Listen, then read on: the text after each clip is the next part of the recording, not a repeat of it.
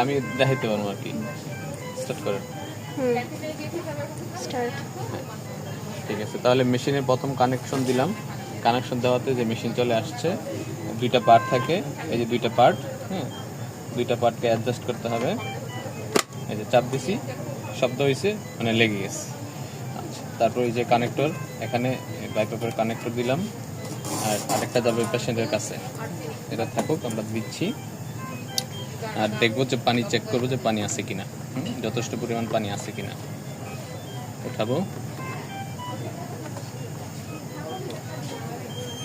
Maximum আর minimum, হ্যাঁ, এর মাঝামাঝি আছে পানি, মানে পানি পারফেক্ট আছে।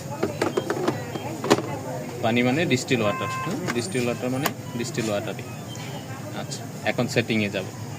যেহেতু পেশেন্টের রিকোয়ারমেন্ট, পেশেন্টের কার্বন ডাইঅক্সাইড অনেক বেশি, সেই জন্য বাইপাপে দিচ্ছি। পিআরএমে যাব। পিআরএম মানে হচ্ছে প্যারামিটার। প্যারামিটারে চাপ দিয়ে ধরে থাকবো 4 সেকেন্ড থেকে 5 সেকেন্ড। হ্যাঁ, এই যে আনলক হয়েছে।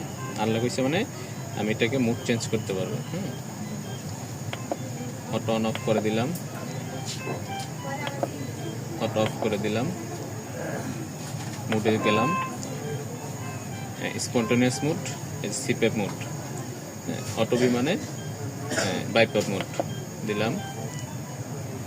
হ্যাঁ, প্যারামিটার আমি বাড়াবো, যেহেতু আমাকে বলছে 11 থেকে 12-এর মধ্যে রাখতে। আর যদি আমি স্পন্টেনিয়াসে যাই, তাহলে আমি চাইলে আরও বাড়াইতে পারবো। তাহলে আমি এটাকে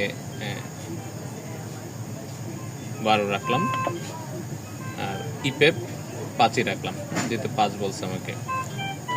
আচ্ছা, আর হিউমিডিফায়ারটা আমি চেঞ্জ করব।